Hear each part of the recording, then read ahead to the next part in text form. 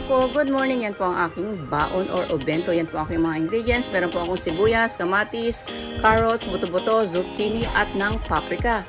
Ilagay po natin yung sibuyas, kamatis at yung buto-buto. Lagyan po natin ng laurel at ng isang kutsarang consomme. Lagyan tayo ng paminta at ng 800 ml ng water. Ayan, pakuluin po natin at balatan natin yung mga gulay. Unahin po natin yung matigas na bagay. Sunod po natin yung kulay green. Konting tigas lang po yun. At isunod natin yung malambot na bagay. Ayan, paprika. At nilagyan ko siya ng spaghetti sauce. Yan lang po ang kanyang lasa. At nilagyan ko siya ng chili powder. Ayan na po. At magpiprito rin po ako ng salmon at nag-steam ako ng okra. Ayan na po. Yung kanin ko po, 200 grams. Lagyan po natin siya ng cup para walang sabit-sabit sa gilid-gilid. Nakakaasar po kasi kung may sabit, di ba?